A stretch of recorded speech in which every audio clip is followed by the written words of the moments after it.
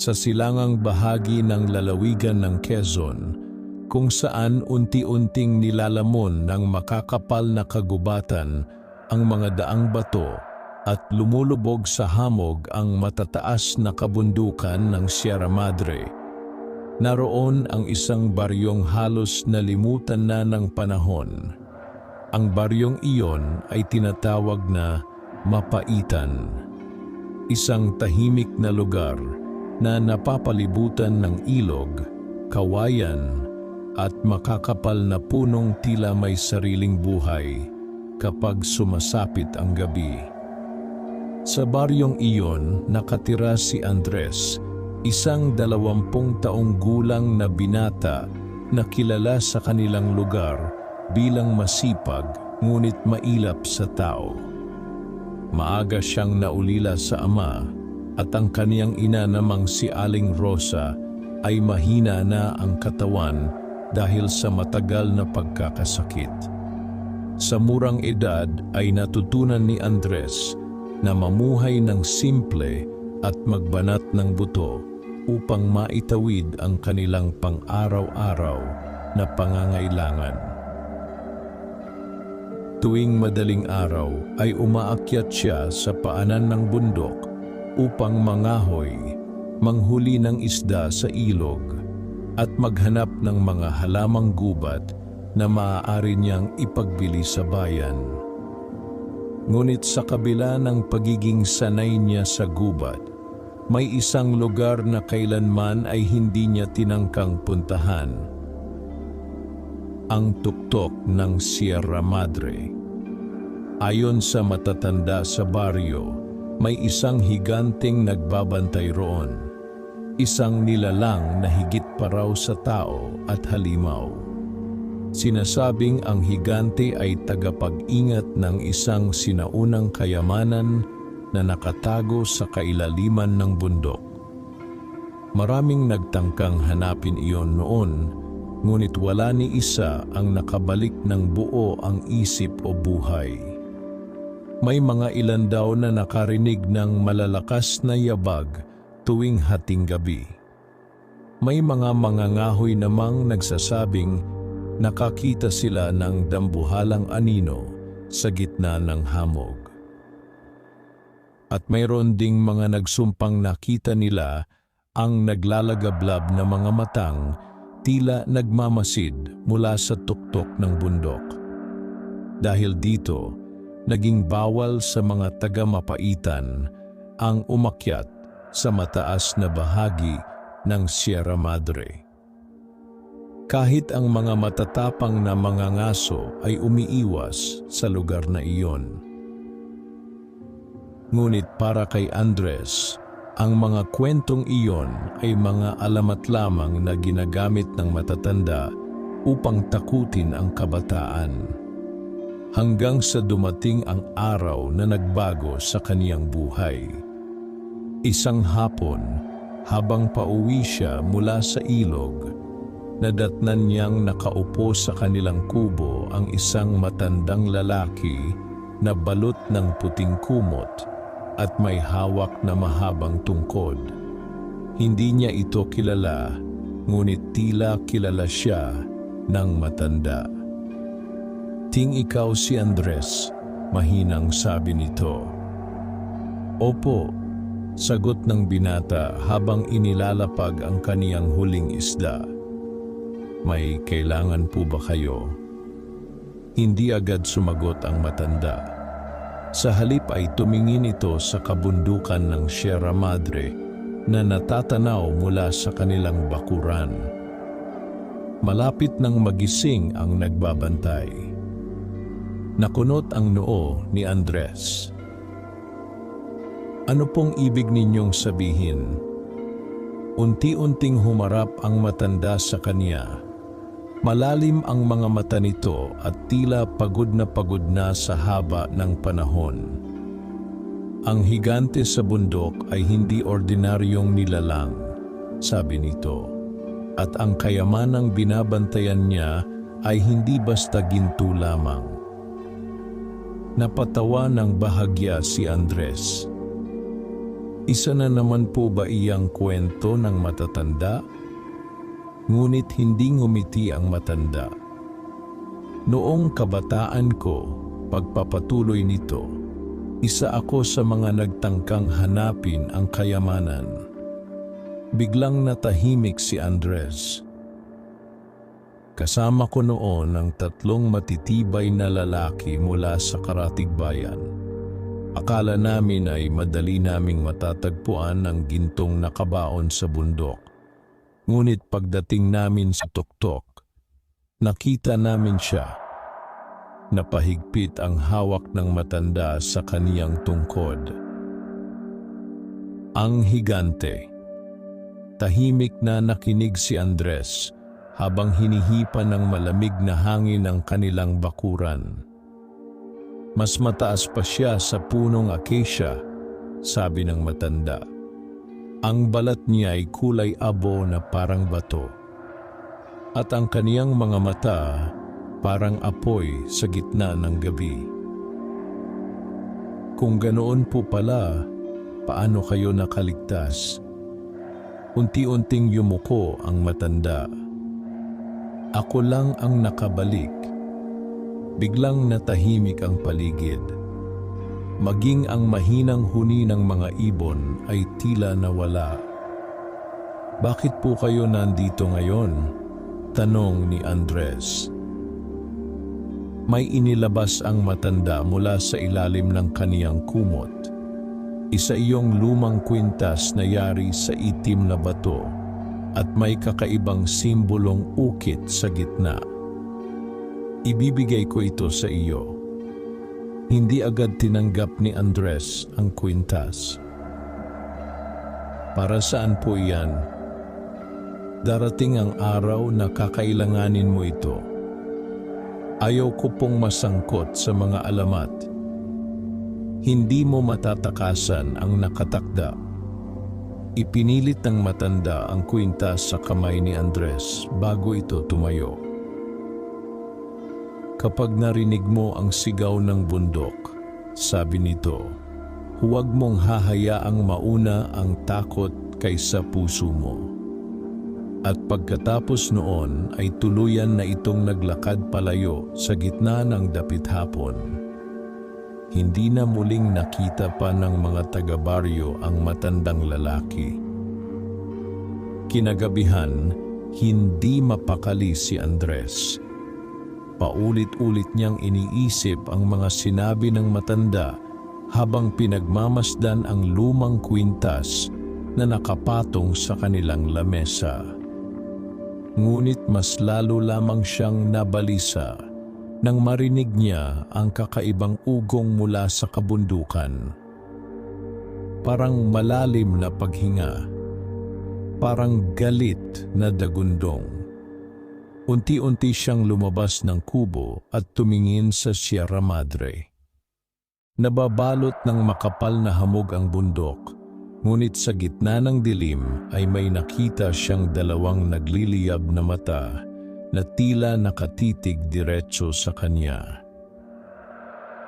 Nanigas si Andres sa kinatatayuan at pagkatapos ay narinig niya ang isang napakalakas na yabag na yumanig sa buong baryo. Nagising ang mga aso. Nagsigawan ang mga tao. At mula sa kailaliman ng bundok ay umalingaw-ngaw ang isang napakalalim na sigaw na tila mula sa sinaunang panahon. Sa unang pagkakataon sa kaniyang buhay, naramdaman ni Andres ang totoong takot. Dahil alam niyang totoo ang higante at tila siya ang hinahanap nito. Halos walang natulog sa baryo ng mapaitan matapos marinig ng lahat ang nakakayanig na sigaw mula sa Sierra Madre. Magdamag na nagliyab ang mga sulo sa paligid ng mga kubo habang nagkukumpulan ang mga tao sa gitna ng baryo. Ang mga matatanda ay nagdarasal, ang mga bata na may umiiyak sa takot, At maging ang mga aso ay ayaw tumahol na tila may nararamdamang panganib na hindi maipaliwanag. Ngunit higit sa lahat, si Andres ang hindi mapakali. Magdamag niyang iniisip ang naglalagablab na mga matang nakita niya sa bundok. Kahit pilitin niyang paniwalaang guni-guni lamang iyon, hindi niya maikakaila ang malalakas na yabag na yumanig sa lupa. Madaling araw nang marinig niya ang mahinang pag-ubo ng kaniyang ina mula sa higaan. "Anak," mahinang tawag ni Aling Rosa. Agad lumapit si Andres at inalalayan ito upang makaupo. "Ma, magpahinga po kayo." Ngunit napansin niyang lalong namumutla ang mukha ng kaniyang ina. Halos hindi na rin ito makahinga ng maayos. "Lumalala na naman po ba?" Nag-aalalang tanong niya. Hindi agad sumagot si Aling Rosa. Tumingin lamang ito sa bintana kung saan tanaw ang kabundukan ng Sierra Madre. "May kakaiba akong panaginip kagabi," mahina nitong sabi. "Ano pong napanaginipan ninyo?" "May isang malaking nilalang na naglalakad sa bundok at hawak-hawak kanya." Biglang natahimik si Andres. Sinabi niyang, "Malapit ka nang umakyat sa kaniyang kaharian." Naramdaman ng binata ang malamig na kilabot sa kaniyang batok. "Panaginip lang po iyon, Ma." Ngunit kahit siya mismo ay hindi kumbinsido sa sarili niyang sinabi. Nang sumikat ang araw, nagpasya siyang pumunta sa bahay ng pinakamatandang lalaki sa baryo, si Mang Isko, ang kinikilalang tagapag-ingat ng matatandang kwento sa Mapaitan. Nadatnan niya itong nakaupo sa ilalim ng malaking puno ng balete habang tahimik na humihit-hit ng tabako. "Napunta ka rito dahil sa narinig mo kagabi?" sabi agad ng matanda kahit hindi pa nagsasalita si Andres. "Opo," sagot niya. "Ano po ba talaga ang nasa bundok?" Matagal bago sumagot si Mang Isko. Noong unang panahon, panimula nito, hindi pa tao ang naghahari sa Sierra Madre. Tahimik na nakinig si Andres. May mga sinaunang nilalang na nagbabantay sa mga lihim ng kalikasan. Isa na roon ang higanteng tinatawag na Bantay Lupa. Bantay Lupa? Tumango ang matanda. Siya ang tagapag-ingat ng kayamanang hindi dapat mapasakamay ng sakim na tao. "Anong kayamanan po?" Hindi agad sumagot si Mang Isko. "Sinasabing may nakatagong ginto sa ilalim ng bundok, Anito. Ngunit hindi iyon ang tunay na kayamanan. Kundi ano po? Kapangyarihan." Biglang natahimik ang paligid. May isang bagay sa loob ng bundok na kayang magpayaman o magpabagsak ng buong bayan. Kaya inilagay roon ang higante upang bantayan iyon. Napaisip si Andres. Kung ganoon, bakit tila nagising siya ngayon? Tumingin si Mang Isko sa kalangitan. Dahil may taong muling nagtangkang kunin ang kayamanan. Nabigla si Andres. "Sino po?" 3 araw nang nawawala sina Celso.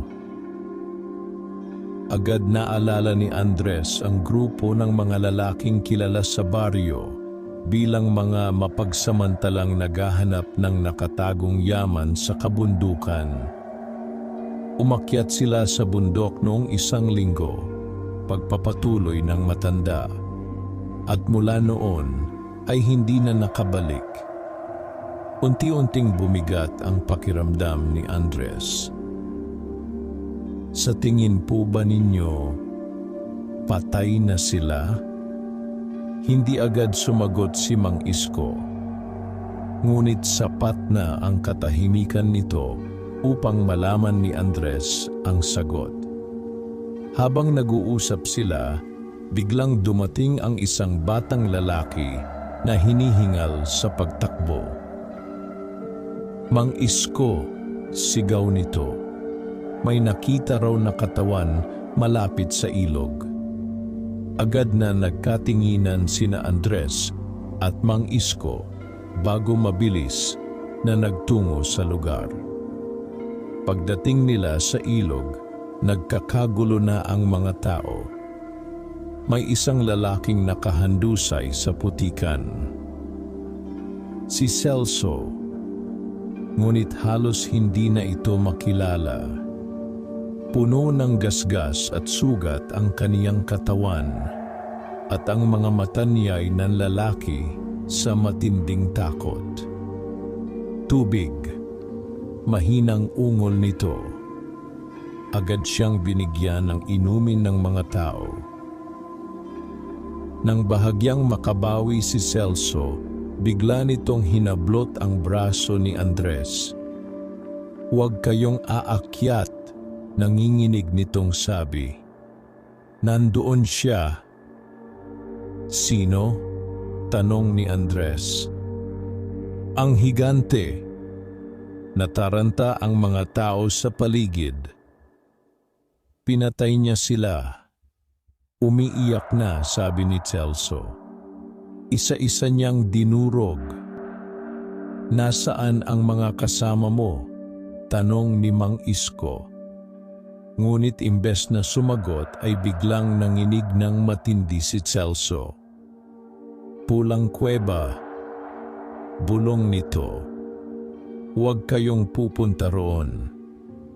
At bago pa makapagsalita muli ay nawalan ito ng malay. Nagkagulo ang mga tao habang pilit siyang ginigising. Ngunit nang hawakan ng isang matanda ang kaniyang leeg, mabigat itong napayuko. Wala na siya. Napaatras si Andres. Hindi niya inaasahang makakakita siya ng taong namatay dahil sa takot lamang. Unti-unting bumulong ang mga tao sa paligid. Galit ang higante. May sumpa ang bundok. Malapit na ang kapahamakan. Habang pinagmamasdan ni Andres ang bangkay ni Celso, may napansin siyang kakaiba. May marka ng malaking kamay sa dibdib nito. Hindi iyon mukhang kamay ng tao. Napakalaki nito. At tila yari sa bato. Naramdaman ni Andres ang malamig na hangin na dumaan sa kaniyang likuran. Dahan-dahan siyang napalingon sa direksyon ng Sierra Madre. At sa pagitan ng makakapal na puno sa malayong bahagi ng bundok, tila may isang dambuhalang anino na nakatayo at tahimik na nakatingin sa kanila. Hindi gumagalaw. Hindi umaalis. Parang naghihintay lamang. At sa sandaling iyon, naramdaman ni Andres na hindi aksidenteng nakita siya ng higante kagabi. Pinagmamasdan siya nito at unti-unti siyang tinatawag papunta sa bundok. Lumipas ang 2 araw matapos matagpo ang patay si Celso, ngunit hindi pa rin humuhupa ang takot sa baryo ng Mapaitan. Pagsapit pa lamang ng dapit hapon, ay nagsasara na ng mga bintana ang mga tao. Ang mga dating maingay na bata sa daan ay hindi na lumalabas, at maging ang mga magsasaka ay umuuwi bago pa man lumubog ang araw. Parang unti-unting namamatay ang baryo dahil sa takot. Ngunit habang lalong umiiwas ang mga tao sa bundok, lalo namang hindi mapakali si Andres. Paulit-ulit na bumabalik sa isip niya ang sinabi ni Celso bago ito mamatay. Pulang kuweba. At higit sa lahat, hindi niya makalimutan ang dambuhalang aninong nakita niya sa gitna ng kagubatan. Minsan ay pilit niyang kinukumbinsi ang sarili na imahinasyon lamang iyon. Ngunit sa tuwing hahawakan niya ang itim na kwintas na ibinigay ng matandang estranghero, nakararamdam siya ng kakaibang init mula rito. Parang may sariling buhay ang bato. Kinagabihan, habang nagpapahinga si Aling Rosa, tahimik na lumabas si Andres ng kanilang kubo. Hindi niya alam kung bakit, ngunit tila may humihila sa kanya papunta sa bundok. Parang may tinig na bumubulong sa hangin. At habang tumatagal, lalo iyong lumalakas. Tahimik niyang tinahak ang masukal na daan patungo sa paanan ng Sierra Madre. Tanging liwanag ng buwan ang gumagabay sa kanya habang naglalakad sa gitna ng malamig na kagubatan. Sa bawat hakbang niya ay tila lalong nagiging mabigat ang paligid. Walang huni ng ibon, walang kuliglig, walang kahit anong tunog maliban sa marahang paggalaw ng hangin sa mga puno. Parang mismong kagubatan ay natatakot. Huminto si Andres nang makarating siya sa isang lumang tulay na kawayan malapit sa ilog. Dati ay madalas siyang mangisda roon kasama ang kaniyang ama noong bata pa siya. Ngunit ngayong gabi, kakaiba ang lugar. May mga bakas ng malalaking yapak sa putikan. Napakalalaki ng mga iyon. Halos kasinlaki ng isang bangka. Unti-unting bumilis ang tibok ng puso ni Andres. Tahimik siyang yumuko upang tingnan ang mga bakas. Sariwa pa ang mga iyon. Ibig sabihin, kamakailan lamang dumaan ang nilalang. Biglang umugong ang hangin. At kasabay niyon ay may narinig siyang malalim na ungol mula sa kailaliman ng bundok. Parang nagmumula iyon sa isang napakalaking nilalang na nasasaktan. Napaatras si Andres. Ngunit sa halip na tumakbo palayo, lalo siyang napalapit sa kagubatan. Parang may puwersang nagtutulak sa kanya. Hanggang sa marating niya ang isang bahagi ng bundok na kailanman ay hindi pa niya napupuntahan. Naroon ang napakalalaking punong balete na ang mga ugat ay tila ahas na gumagapang sa lupa. At sa gitna ng mga punong iyon ay may makitid na daanang bato na patungo sa madilim na bahagi ng gubat. Dahan-dahang naglakad si Andres. Habang lumalalim siya sa kagubatan, napansin niyang unti-unting nagiging pula ang kulay ng lupa. Sa una ay mapusyaw lamang. Ngunit habang papalapit siya sa pinanggagalingan ng ugong, lalong umiitim ang pulang kulay nito na tila dugo. Hanggang sa makarating siya sa harap ng isang napakalaking kuweba. Nanlaki ang kaniyang mga mata. Ang bunganga ng kuweba ay napapalibutan ng mapupulang bato na tila nasusunog sa ilalim ng liwanag ng buwan. At mula sa loob nito ay lumalabas ang malamig na hanging may kakaibang amoy ng bakal at lumang lupa. Pulang kuweba, bulong ni Andres.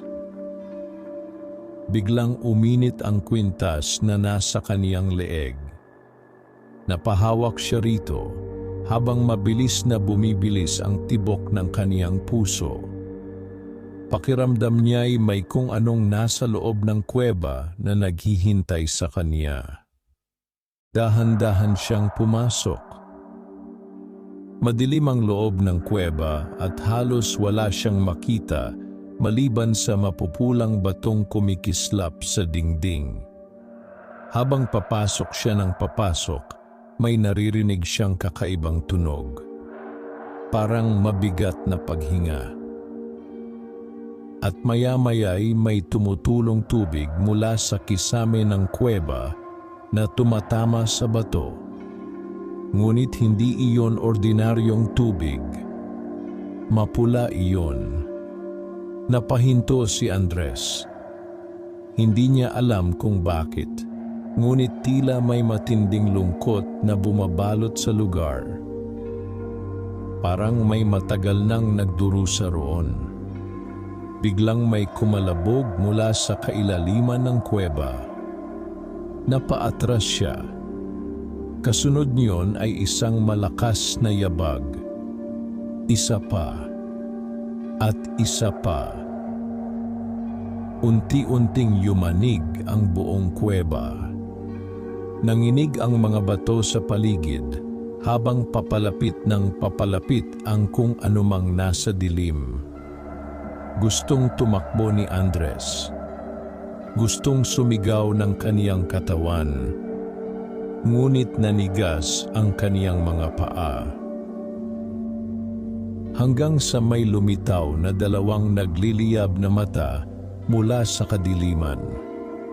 Malalaki, mabigat, at puno ng sinaunang galit. Unti-unting lumabas mula sa dilim ang isang napakalaking nilalang. Mas mataas ito kaysa bunganga ng kuweba. Ang balat nito'y kulay abo na tila batong buhay, at ang mahahabang braso nito ay may mga ugat na tila ugat ng punong kahoy. Ang buhok nito'y mahaba at magulo na halos umabot sa lupa. At sa dibdib nito ay may malaking sugat na tila matagal nang hindi naghihilom. Hindi makahinga si Andres habang nakatitig sa higante. Totoo ito. Totoong totoo. Tahimik lamang siyang tinitigan ng nilalang. At sa halip na umatake, bigla itong nagsalita sa tinig na parang dumadagundong na kulog. Ikaw! Nayanig ang kuweba sa lalim ng boses nito. Ikaw ang may dala ng bato. Napahawak si Andres sa kwintas. Nanlaki ang mga mata ng higante. At sa wakas, dumating ka rin. Hindi makagalaw si Andres habang nakatitig sa dambuhalang nilalang sa loob ng pulang kuweba. Pakiramdam niya'y mawawalan siya ng hininga sa bigat ng presensyang nasa kaniyang harapan. Ang higante ay tila mismong bahagi ng bundok. Ang bawat paghinga nito ay parang mahinang pagyanig ng lupa. At ang mga matang nagliliyab na tila apoy ay nakapako lamang sa kwintas na nakasabit sa leeg ni Andres. Ikaw ang may dala ng bato, muling sabi ng higante. Unti-unting umurong si Andres habang nanginginig. Huwag mo akong patayin. Biglang natahimik ang nilalang. At sa unang pagkakataon, tila may kakaibang lungkot na dumaan sa mukha nito. Kung nais kitang patayin, sabi nito sa malalim na tinig, hindi ka na sana nakapasok dito.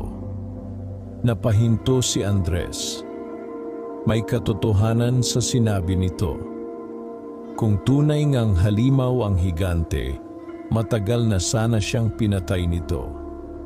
Ngunit bakit tila hindi siya sinasaktan? Dahan-dahang yumuko ang higante upang mas mapalapit sa kanya. Ano ang pangalan mo, tao? Andres. Matagal kitang hinintay, Andres. Nagtaka ang binata. Bakit? Hindi agad sumagot ang higante. Sa halip ay tumingin ito sa kisame ng kuweba na tila may inaalalang napakalayong alaala. Maraming taon na ang nakalipas, panimula nito. Ako ang itinalagang bantay ng bundok na ito. Bantay ng kayamanan? Tumango ang higante. Ngunit hindi ginto ang tunay kong binabantayan. Biglang sumagi sa isip ni Andres ang sinabi ni Mang Isko. Kapangyarihan. Anong kapangyarihan? Tanong niya. Dahan-dahang itinuro ng higante ang kailaliman ng kuweba. May isang puso sa ilalim ng Sierra Madre. Napakunot ang noo ni Andres. Puso? Isang sinaunang bato na may lakas na kayang buhayin o sirain ang buong lupain. Tahimik na nakinig si Andres habang unti-unting lumalakas ang ugong mula sa kailaliman ng kuweba. Maraming taong nagtangkang kunin iyon, pagpapatuloy ng higante, dahil sa kasakiman. At pinatay mo sila, biglang bumigat ang ekspresyon ng higante. Ayaw kong manakit. Hindi inaasahan ni Andres ang sagot. Ngunit nang makita niya ang malaking sugat sa dibdib ng nilalang, tila may kakaiba siyang naramdaman. Parang awa. Sino ang gumawa niyan sa iyo? Tanong niya. Dahan-dahang napapikit ang higante. Mga taong naghahangad ng kapangyarihan. Unti-unting naupo ang dambuhalang nilalang sa loob ng kuweba. Umalingaw-ngaw ang pagyanig sa buong paligid. Noong una, sabi nito, pinoprotektahan ko lamang ang bundok. Ngunit habang lumilipas ang panahon, lalo lamang naging sakim ang mga tao. Natahimik si Andres. Sinubukan nilang kunin ang puso ng bundok. Sinunog nila ang kagubatan. Pinatay nila ang mga nilalang na naninirahan dito. Muling nagliyab ang mga mata ng higante. At nang pigilan ko sila, tinawag nila akong halimaw. Biglang nakaramdam ng hiya si Andres. Buong buhay niya'y lumaki siyang naniniwalang isang mabagsik na nilalang ang higante. Ngunit ngayon, tila ibang kwento ang kaniyang naririnig. Kung ganoon, mahina niyang sabi, bakit natatakot sa iyo ang mga tao? Dahil mas madaling katakutan ang hindi nila nauunawaan. Unti-unting uminit ang kwintas sa leeg ni Andres. Napatingin dito ang higante. Ang batong iyan, sabi nito, ay pag-aari ng tagapagbantay. Tagapagbantay?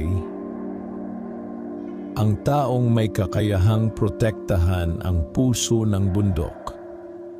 Biglang bumilis ang tibok ng puso ni Andres. Ako? Tumango ang higante.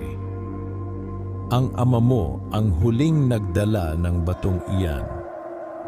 Nanlaki ang mga mata ni Andres. Ang ama ko? Hindi siya ordinaryong tao. Biglang nagulo ang isip ni Andres.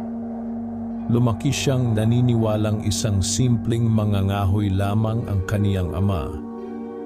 Ngunit bakit tila kilala ito ng higante?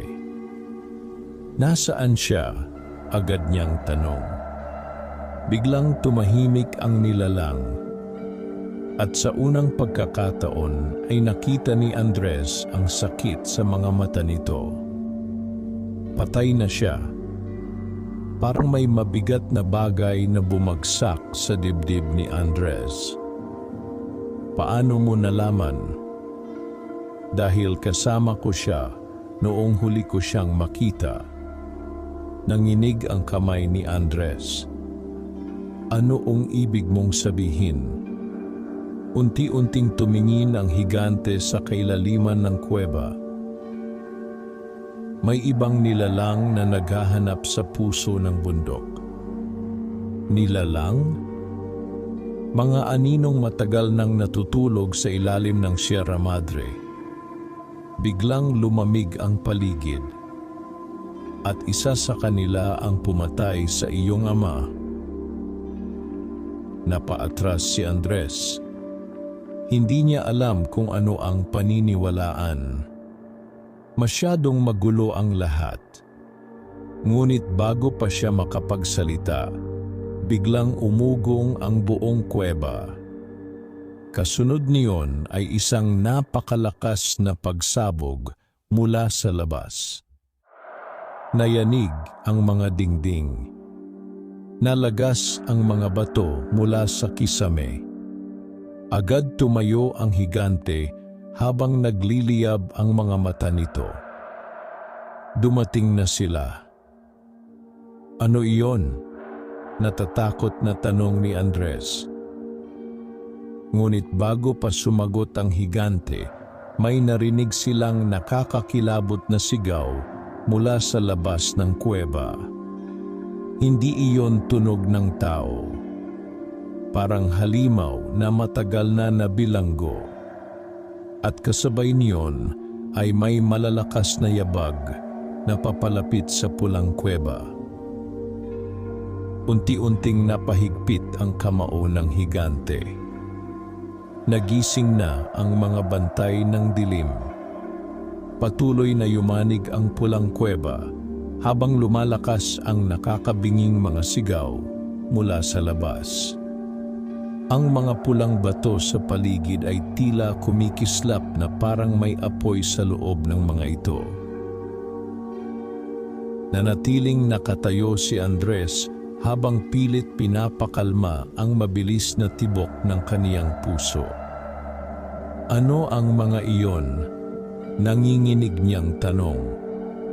Tahimik na nakinig ang higante sa malalayong yabag na papalapit sa kuweba. At matagal ko silang ikinulong sa ilalim ng bundok. Biglang may malakas na dagundong mula sa bunganga ng kuweba. Kasunod niyon ay umugong ang napakalamig na hangin. Unti-unting nagdilim ang paligid. At mula sa labas ay may mga aninong gumapang sa sahig ng kuweba. Hindi ordinaryong anino ang mga iyon. Kumikilos ang mga ito na tila buhay. Unti-unting nagsanib ang mga anino hanggang magkaroon ng hugis. Napaatras si Andres nang makita niya ang unang nilalang. May katawan itong tila tao ngunit baluktot at mahaba ang mga braso. Maitim ang balat nito na parang sinunog na kahoy at ang mga mata nito'y puting-puti na walang balintataw. Kasunod nito ay isa pa at isa pa. Hanggang sa 5 silang nakatayo sa bungad ng kuweba. Hindi makahinga si Andres habang pinagmamasdan ang mga nilalang. Parang bangkay na binuhay ng kadiliman. Mga tagabantay ng dilim, mabigat na sabi ng higante. Napansin ni Andres na bahagyang nanginig ang lupa habang humakbang pasulong ang pinakamalaki sa mga nilalang. "Lumipas na ang panahon mo, bantay lupa," sabi nito sa paos at malamig na tinig. Unti-unting nagliyab ang mga mata ng higante. "Hindi ko kayo hahayaang makalabas." Biglang humalakhak ang nilalang. "Mahina ka na." Napatingin si Andres sa sugat sa dibdib ng higante. Ngayon niya napansing may maitim na usok na unti-unting lumalabas mula roon. Parang may lason na sumisira rito mula sa loob. "Nasugatan ka nila," bulong ni Andres. Hindi sumagot ang higante. Ngunit sapat na ang katahimikan nito upang malaman niyang tama siya. Biglang tumingin ang pinakamalaking nilalang kay Andres. At nang makita nito ang kwintas sa leeg ng binata, bigla itong napangisi. Nasa kanya ang bato. Unti-unting lumapit ang ibang nilalang. "Kunin natin." Napaatras si Andres habang nanginginig. Ngunit agad humakbang sa kaniyang harapan ang higante. "Hindi ninyo siya mahahawakan." Biglang umugong ang buong kuweba. At sa isang iglap, mabilis na sumugod ang mga nilalang. Napapikit si Andres sa takot nang marinig niya ang napakalakas na dagundong. Pagmulat niya ay nakita niyang sinalag ng higante ang isa sa mga nilalang gamit ang napakalaking braso nito. Tumilapon ang halimaw sa dingding ng kuweba. Ngunit mabilis itong tumayo muli. Parang hindi nasaktan. Biglang lumundag ang isa pang nilalang patungo sa balikat ng higante at sinaksak ang dibdib nito gamit ang mahahabang kuko. Umalingaw-ngaw ang napakalalim na sigaw ng higante. Nayanig ang buong kuweba. "Tumakbo ka, Andres," sigaw nito. Ngunit hindi makagalaw ang binata. Parang nanigas ang kaniyang katawan sa takot habang pinagmamasdan ang labanan. Mabilis na gumalaw ang higante at hinablot ang nilalang sa kaniyang balikat bago ito malakas na inihagis sa bato. Nabiyak ang dingding ng kuweba sa lakas ng pagkakatama. Ngunit habang abala ang higante, may isang nilalang na palihim na lumapit kay Andres. Nang mapansin niya ito ay huli na. Biglang sumugod ang halimaw habang nakaunat ang matutulis nitong kuko. Napaatras si Andres at aksidenteng nahulog sa mabatong sahig. Napapikit siya habang naghihintay sa matinding sakit. Ngunit walang dumating. Sa halip ay biglang nagliwanag ang kwintas sa kaniyang leeg. Napadilat siya.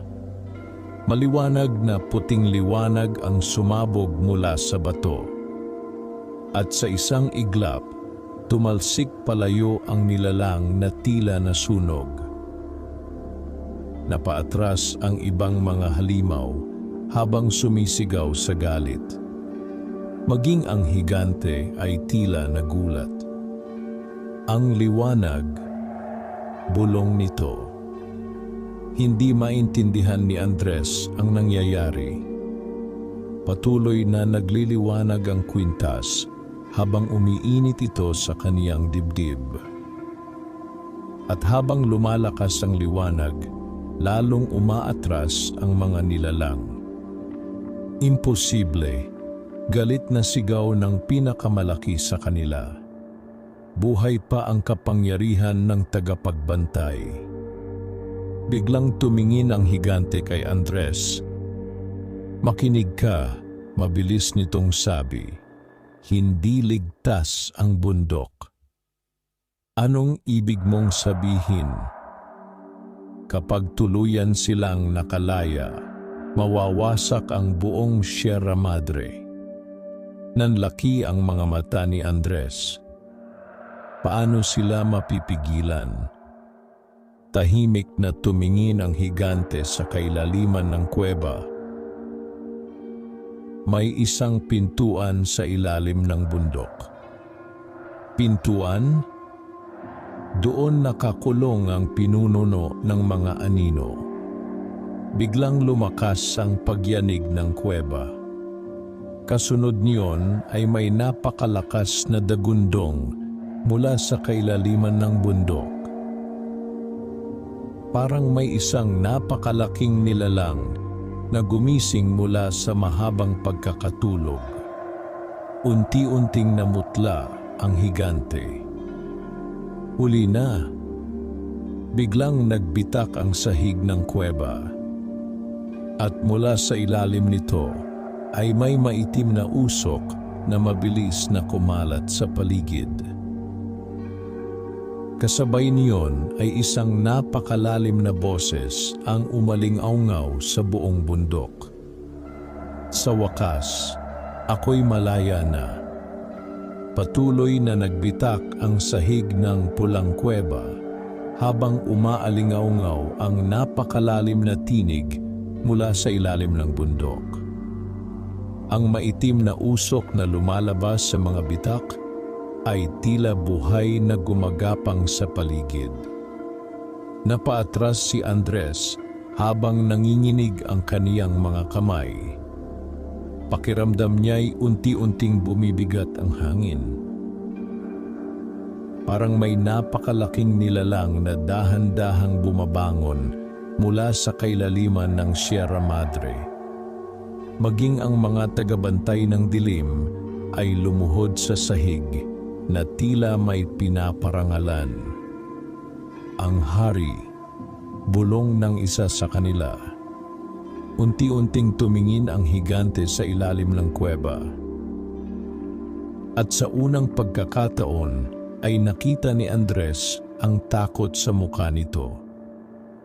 "Huwag kang makikinig sa kaniya," sabi ng higante kay Andres. Ngunit bago pa makasagot ang binata, ay biglang dumilim ang paligid. Namatay ang mapulang liwanag ng mga bato.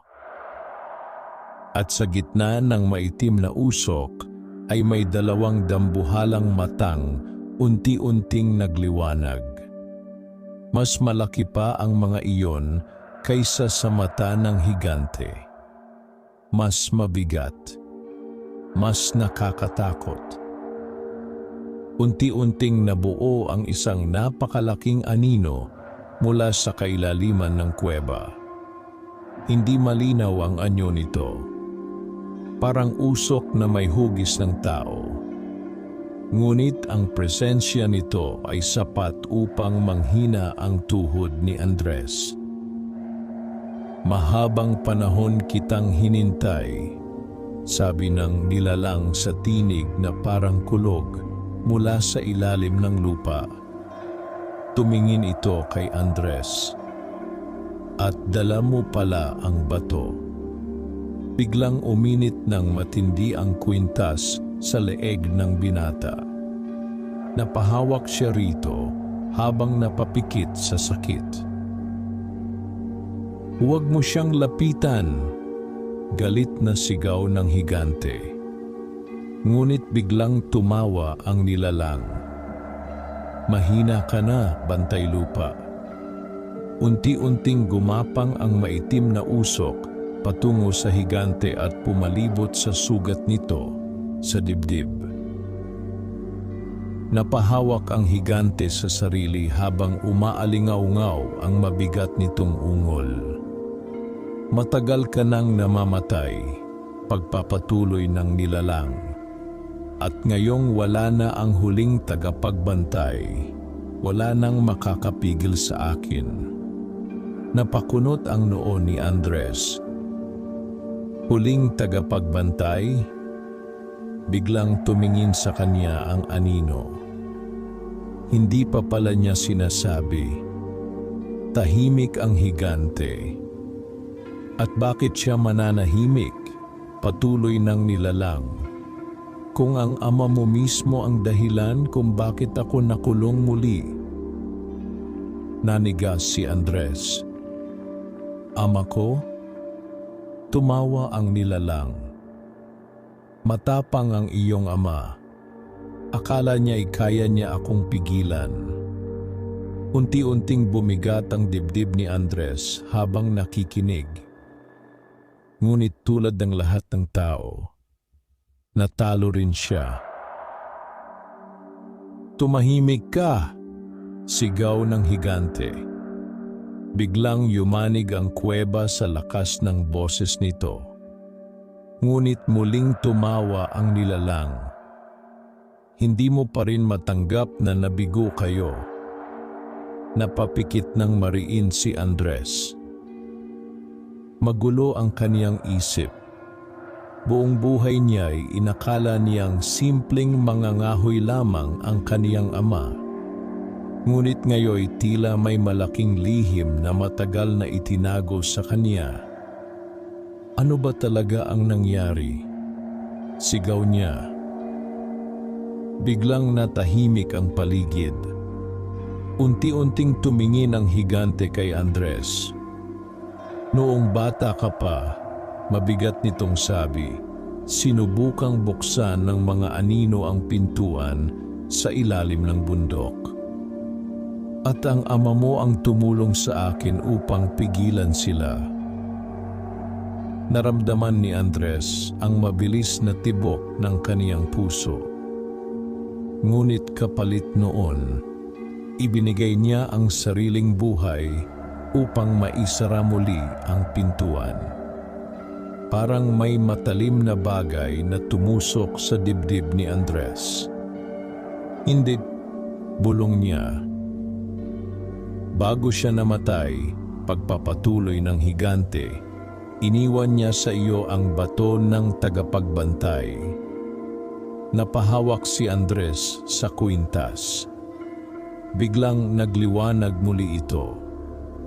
At ngayon, sabi ng nilalang na anino, ikaw ang susunod na hahadlang sa akin. Unti-unting gumalaw ang maitim na usok patungo kay Andres. Parang mga kamay itong pilit siyang inaabot. Agad humakbang ang higante sa kaniyang harapan. Hinding-hindi ko siya ibibigay sa iyo. Ngunit bago pa makagalaw ang higante, ay biglang sumabog ang maitim na enerhiya mula sa paligid. Tumilapon ang dambuhalang nilalang at bumagsak sa dingding ng kuweba. Umalingaw-ngaw ang napakalakas na dagundong. Higante! Sigaw ni Andres. Piliting tumayo ang bantay lupa, ngunit tila humihina na ito. Ang malaking sugat sa dibdib nito ay unti-unting kumakalat. Parang kinakain ng kadiliman ang buong katawan nito. Wala ka ng lakas, malamig na sabi ng hari ng mga anino. Unti-unting lumapit ang maitim na nilalang kay Andres. At habang papalapit ito, pakiramdam ng binatay nagyayelo ang kaniyang buong katawan. Isuko mo ang bato, sabi nito. Hindi. Biglang nagliyab ang kwintas sa dibdib ni Andres. Kasabay niyon ay may malalakas na alon ng liwanag na sumabog mula sa kaniyang katawan. Napaatras ang mga tagabantay ng dilim habang sumisigaw sa sakit. Maging ang hari ng mga anino ay bahagyang umurong. Ngunit hindi nagtagal ang liwanag. Unti-unting nanghina si Andres at napaluhod sa sahig. Hindi niya kayang kontrolin ang kapangyarihan.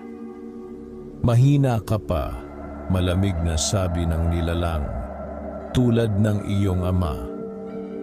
Biglang nagdilim ang paligid habang unti-unting bumuka ang kailaliman ng kuweba. At mula roon ay may lumitaw na napakalaking pintuang yari sa itim na bato. Puno ito ng sinaunang ukit at tila may maitim na enerhiyang tumatagas mula sa mga pagitan nito. Nanlaki ang mga mata ng higante. Hindi. Unti-unting gumalaw ang pintuan. Parang may kung anong nasa likod nito na pilit kumakawala.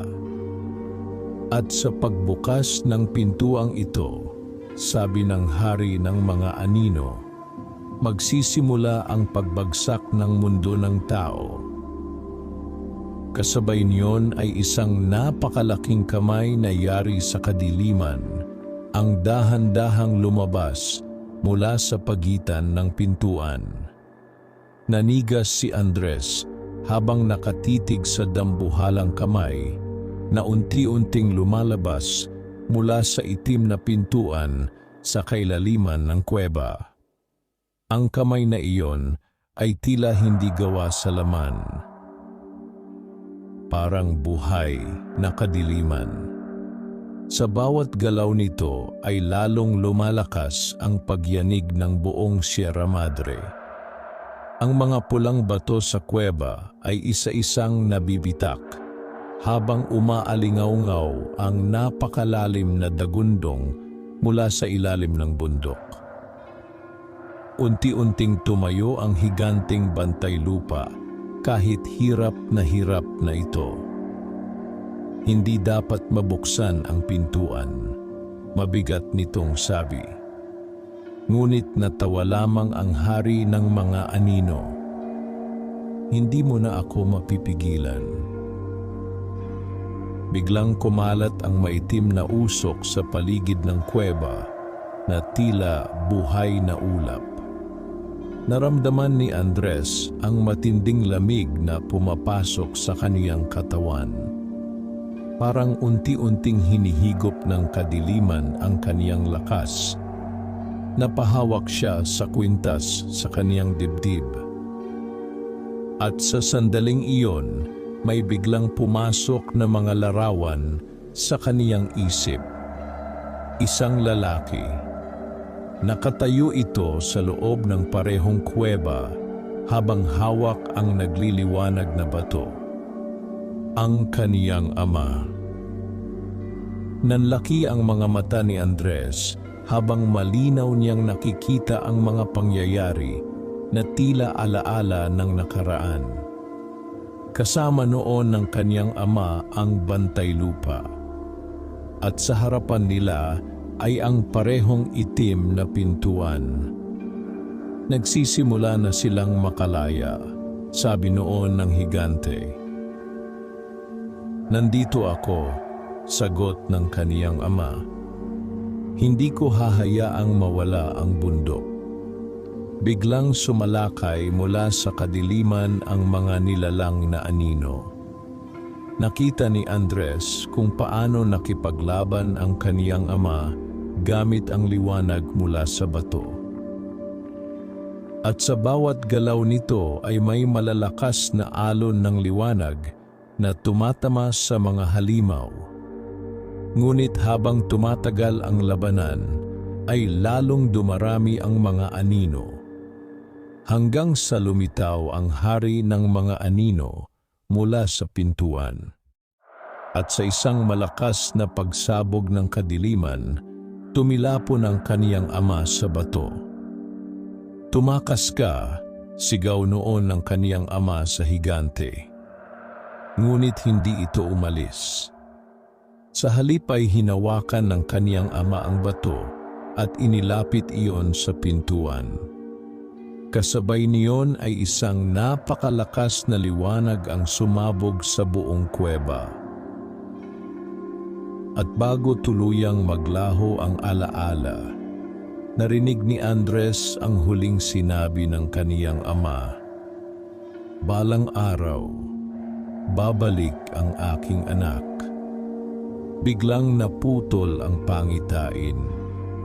Napahawak si Andres sa ulo habang mabilis ang kaniyang paghinga. "Naalala mo na ba?" tanong ng hari ng mga anino. Unti-unting tumingin si Andres sa nilalang. "Ang ama mo ang nagselyo sa akin," malamig nitong sabi. "At ngayon, ikaw ang tatapos sa kaniyang nasimulan." Biglang nagliyab ang galit sa dibdib ni Andres. Hindi na takot ang nararamdaman niya, kundi matinding poot. "Hindi kita hahayaang makalaya," madiin niyang sabi. Tumawa ang hari ng mga anino. "At paano mo ako pipigilan?" Napatingin si Andres sa kwintas. Patuloy itong nagliliwanag. At ngayon ay tila may mainit na enerhiyang dumadaloy mula rito patungo sa kaniyang katawan. Napansin iyon ng bantay lupa. Ang bato, bulong nito, nagising na. "Anong ibig sabihin nito?" tanong ni Andres.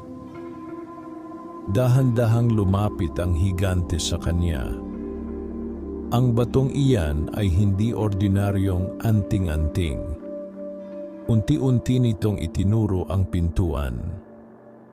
Iyan ang susi upang maisara ang lagusan ng kadiliman. Nanlaki ang mga mata ni Andres. "Paano?" Taglay ng bato ang liwanag ng puso ng bundok. Muling yumanig ang kuweba habang lalo pang bumubukas ang pintuan.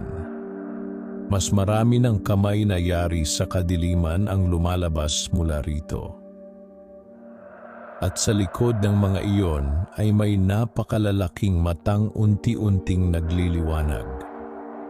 Parang may napakalaking nilalang na naghihintay makalaya.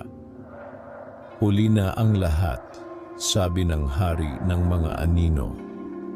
Biglang sumugod ang mga tagabantay ng dilim patungo kay Andres. Ngunit bago pa sila makalapit, ay itinaas ng binata ang kwintas. At sa unang pagkakataon, kusa niyang pinakawalan ang kapangyarihan nito. Isang napakalakas na liwanag ang sumabog sa buong kuweba. Napapikit ang lahat sa tindi ng ningning. At nang muling mamulat si Andres, nagulat siya sa kaniyang nakita. Ang liwanag mula sa bato ay bumabalot na sa kaniyang katawan, parang baluti. At sa kaniyang kamay ay may nabuo na isang mahabang sibat na yari sa purong liwanag. Maging ang bantay lupa ay tila namangha. Ang tagapagmana, bulong nito. Napatingin si Andres sa sandatang hawak niya.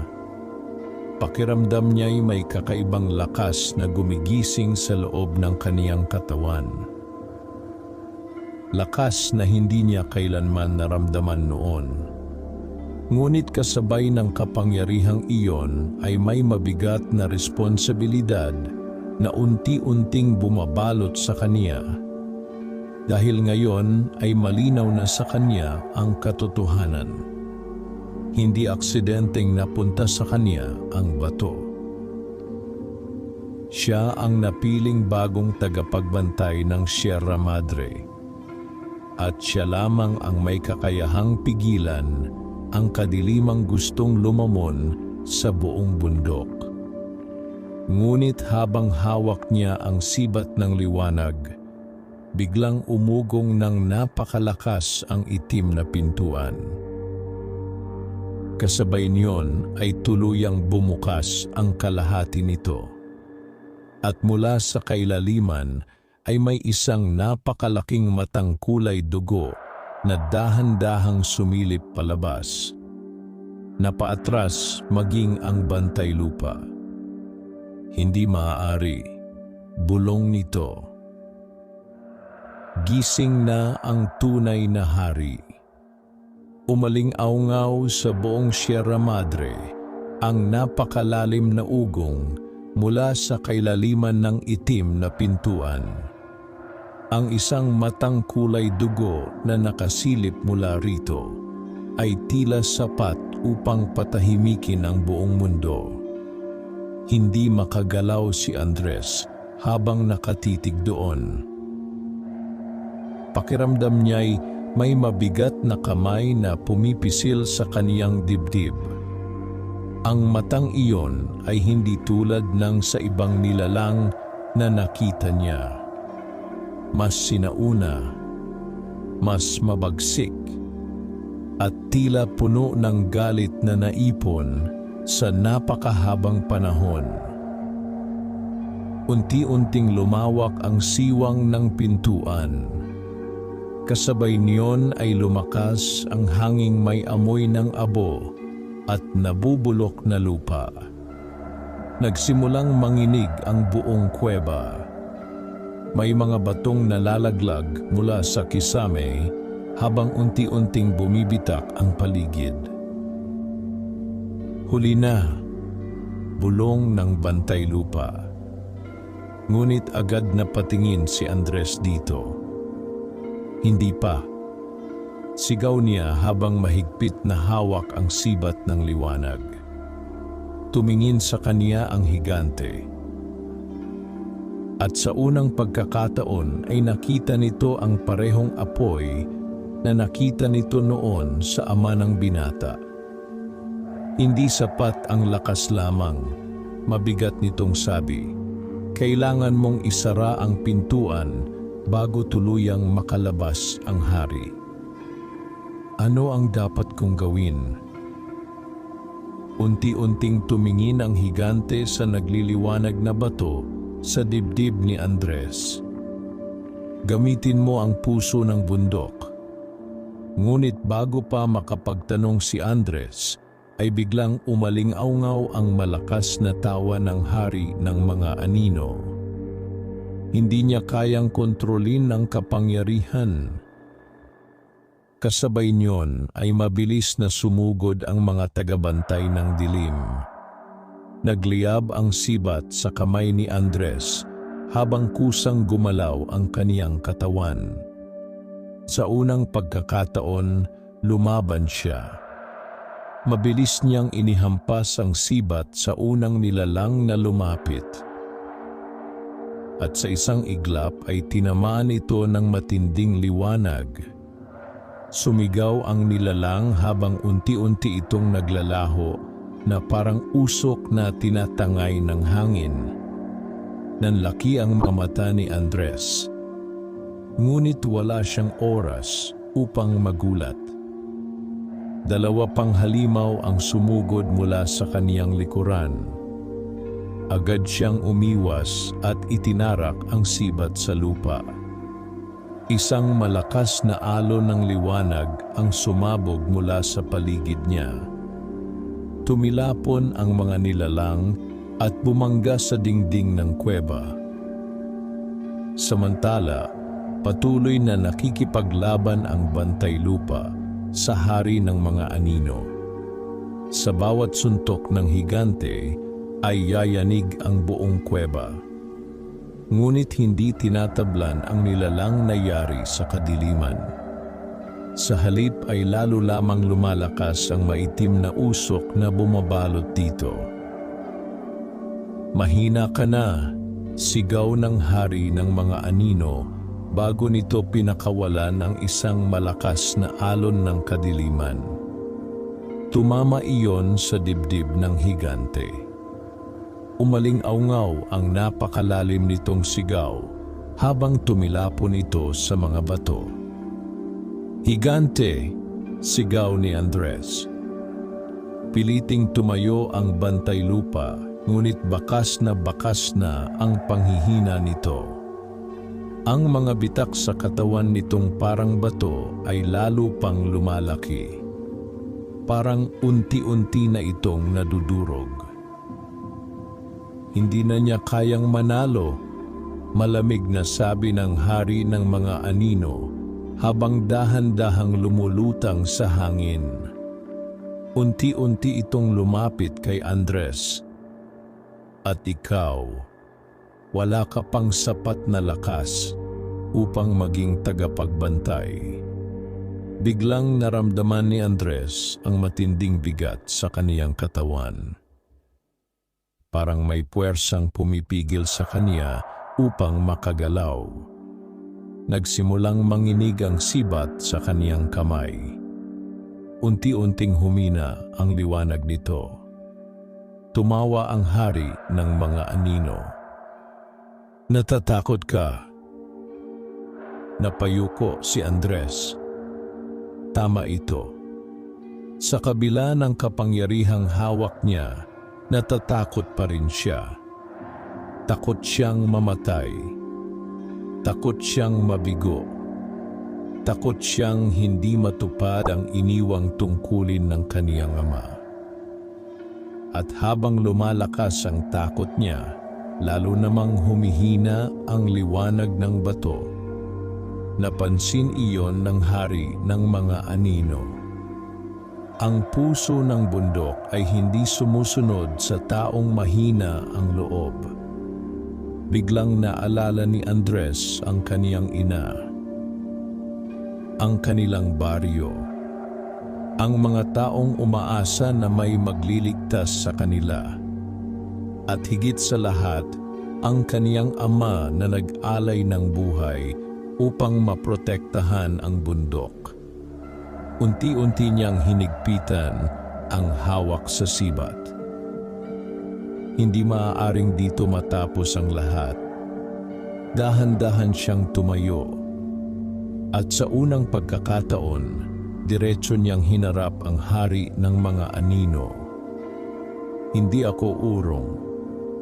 Biglang lumiwanag ng matindi ang bato sa kaniyang dibdib. Kasabay niyon ay may napakalakas na enerhiyang dumaloy sa buong kuweba. Nagulat maging ang hari ng mga anino. Imposible. Unti-unting nagbago ang anyo ng sibat ni Andres. Mas luminaw ang liwanag nito hanggang maging tila apoy na kulay puti. At sa likod ng binata ay may nabuo na napakalaking simbolong gawa sa liwanag. Parehong simbolo ng nakaukit sa kwintas. Naramdaman ng hari ng mga anino ang panganib. Pigilan siya, sigaw nito sa mga natitirang tagabantay ng dilim. Mabilis na sumugod ang mga halimaw. Ngunit bago pa sila makalapit ay itinaas ni Andres ang sibat. At sa buong lakas niyang hindi niya alam na taglay niya, isinaksak niya iyon sa lupa. Isang nakakasilaw na haligi ng liwanag ang sumabog mula sa ilalim ng kuweba. Umalingaw-ngaw ang malalakas na sigaw ng mga nilalang habang unti-unti silang tinutupok ng liwanag. Nagsimulang magsara ng bahagya ang itim na pintuan. At sa unang pagkakataon, narinig ni Andres ang galit na sigaw ng tunay na hari mula sa loob nito. Ngunit kasabay ng pagliwanag ng kuweba ay may malakas na bitak na lumitaw sa katawan ng bantay lupa. Nanlaki ang mga mata ni Andres. Unti-unting lumuhod ang higante. At habang bumabagsak ang malalaking tipak ng batong katawan nito sa lupa, mahina itong tumingin kay Andres. Panahon na, bulong nito. Patuloy na nagliliwanag ang buong pulang kuweba habang unti-unting nagsasara ang itim na pintuan. Umaaling-aungaw ang galit na sigaw ng tunay na hari mula sa kailaliman nito. Ngunit sa bawat pagliyab ng bato sa dibdib ni Andres, ay lalo itong naitutulak pabalik sa kadiliman. Ngunit kasabay ng paglakas ng liwanag, ay mabilis ding nanghihina ang bantay lupa. Unti-unti itong lumuluhod habang lumalaki ang mga bitak sa katawan nitong tila bato. Ang dating dambuhalang nilalang na kinatatakutan ng lahat ay mistulang unti-unting nadudurog sa harapan ni Andres. "Higante!" sigaw niya habang mabilis na lumapit dito. Nanginginig ang buong kuweba sa bawat pagbagsak ng malalaking tipak mula sa katawan ng bantay lupa. Ngunit sa kabila ng nangyayari rito, nanatiling kalmado ang mukha nito. Parang matagal na nitong tinanggap ang kapalaran. "Makinig ka, Andres," mabigat nitong sabi. "Huwag kang magsalita," sagot agad ng binata. "Maililigtas pa kita." Ngunit dahan-dahang umiling ang higante. Hindi na. Napayuko si Andres habang humihigpit ang hawak niya sa sibat ng liwanag. Buong buhay niya'y itinuring niyang halimaw ang nilalang na ito. Ngunit ngayon, ito pa ang handang magsakripisyo upang protektahan ang mga tao. "Hindi mo kailangang mamatay," mahina niyang sabi. Ngunit bahagyang ngumiti ang bantay lupa. Lahat ng tagapagbantay ay may katapusan. Biglang yumanig muli ang kuweba. Kasabay niyon ay muling bumuka ng bahagya ang itim na pintuan. Umaaling-aungaw ang galit na boses ng tunay na hari. "Hindi ninyo ako mapipigilan." Unti-unting gumapang palabas ang napakalaking kamay na yari sa kadiliman. Mas malaki ito kaysa dati, at sa bawat paggalaw nito ay parang humihina ang liwanag sa paligid. Napatingin ang bantay lupa kay Andres. Hindi sapat ang bato lamang upang maisara ang pintuan. Nanlaki ang mga mata ng binata. "Anong ibig mong sabihin? May kailangang maiwang bantay." Biglang bumigat ang pakiramdam ni Andres. Naalala niya ang sinabi ng matandang estranghero. Hindi niya matatakasan ang nakatakda. "Hindi," bulong niya. "Kapag tuluyan akong nawala," sabi ng higante, "ikaw na ang magiging bagong bantay ng Sierra Madre." Napaatras si Andres. "Ayaw ko." Ngunit agad umalingaungaw ang galit na tawa ng hari ng mga anino. Hindi siya sapat. Biglang sumabog ang maitim na enerhiya mula sa pintuan. Tumilapon si Andres sa mabatong sahig habang nanginginig ang buong kuweba. Nabitawan niya ang sibat. At sa isang iglap ay mabilis na kumalat ang kadiliman sa paligid. Unti-unting humina ang liwanag ng bato. "Hindi!" sigaw ng bantay lupa. Piliting tumayo si Andres, ngunit pakiramdam niya'y hinihigop ng kadiliman ang kaniyang lakas. At habang nakahiga siya sa sahig, nakita niyang unti-unting lumalabas mula sa pintuan ang tunay na hari. Napakalaki nito. Mas mataas pa sa bantay lupa.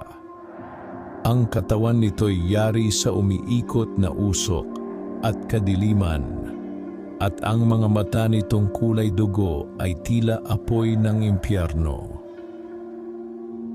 sa bawat hakbang nito ay nabibitak ang sahig ng kuweba.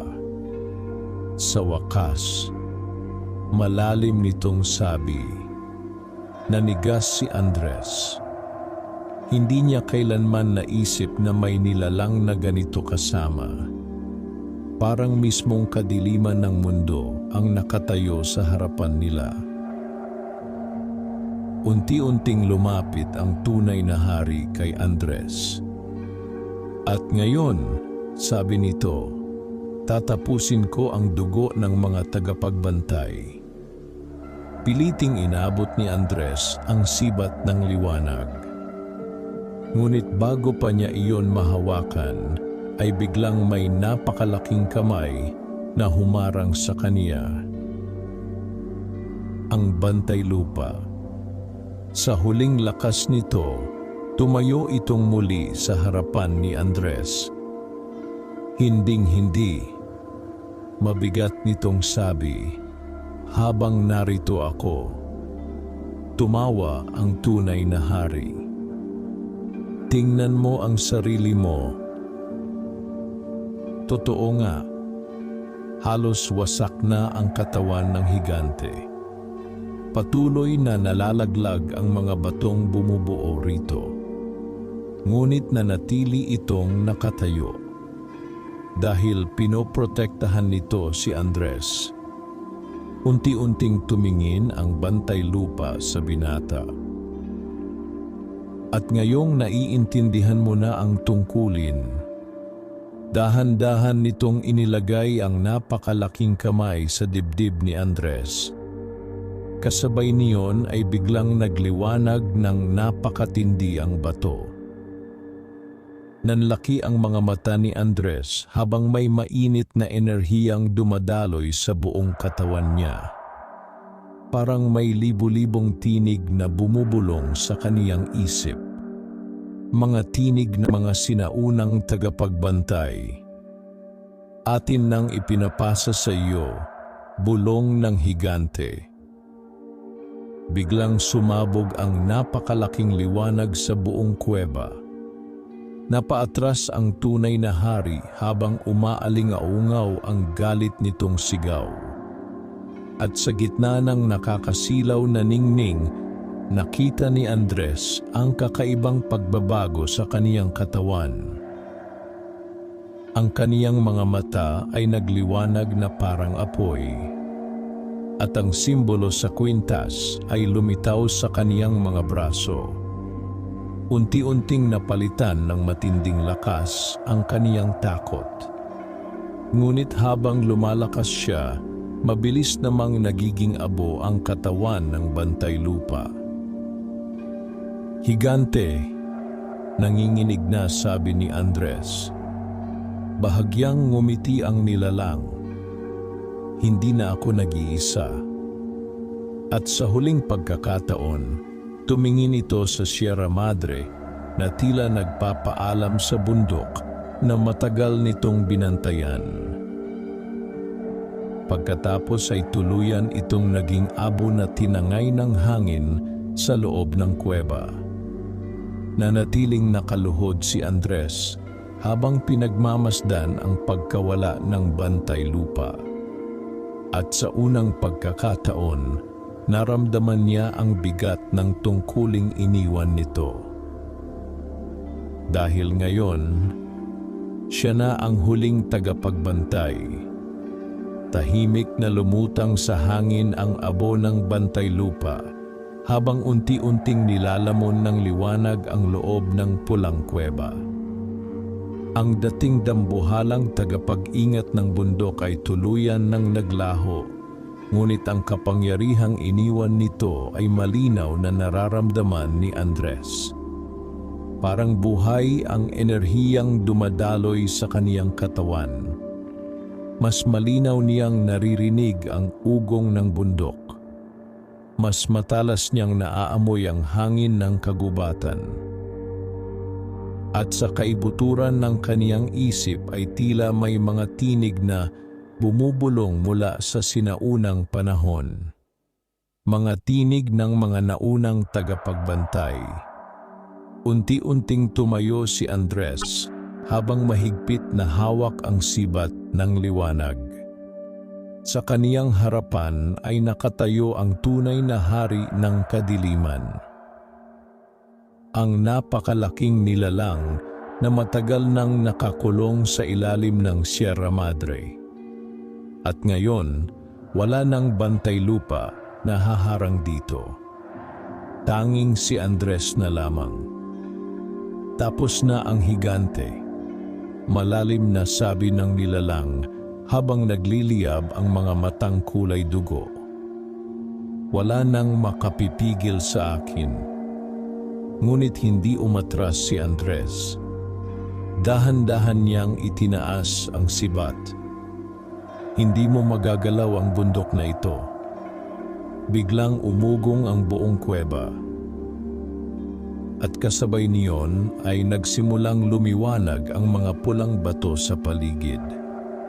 Parang tumutugon ang Sierra Madre sa bagong tagapagbantay nito. Tumawa ang tunay na hari. Isa ka lamang tao. Hindi na.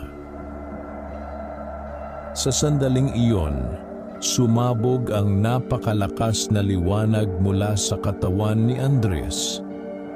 Nayanig ang buong bundok habang umiikot sa paligid niya ang enerhiya ng puso ng Sierra Madre. At sa likod niya ay muling lumitaw ang napakalaking simbolo ng mga tagapagbantay. Mas maliwanag, mas makapangyarihan. Biglang sumugod ang tunay na hari. Sa bawat galaw nito ay bumabaha ang maitim na usok sa kuweba. Ngunit mabilis ding kumilos si Andres. Sa unang pagkakataon ay naramdaman niyang tila kusa siyang ginagabayan ng bundok. Iniwas niya ang sibat at sinalubong ang dambuhalang kamay ng nilalang.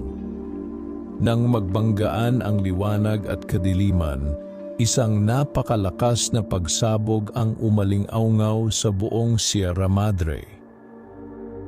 Nabiyak ang sahig. Nalagas ang malalaking bato mula sa kisame. At sa malayong baryo ng Mapaitan, nagising ang mga tao dahil sa malakas na pagyanig ng lupa. Samantala, sa loob ng kuweba ay patuloy ang mabangis na labanan. Paulit-ulit na sumasalakay ang tunay na hari gamit ang maitim nitong kapangyarihan. Ngunit sa bawat pag-atake nito ay sinasalubong iyon ni Andres ng liwanag mula sa bato. Unti-unting napansin ng binata ang isang bagay. Sa tuwing tatamaan ng liwanag ang katawan ng nilalang, bahagyang nawawala ang anyo nito. Parang humihina. Naalala niya ang sinabi ng Bantay Lupa. Ang puso ng bundok lamang ang kayang magselyo sa kadiliman. Mahigpit niyang hinawakan ang sibat. At sa kauna-unahang pagkakataon, tuluyan niyang tinanggap ang kaniyang kapalaran. Hindi na siya simpleng mangangahoy lamang. Siya na ang bagong bantay ng Sierra Madre. Biglang nagliwanag ang kwintas sa kaniyang dibdib.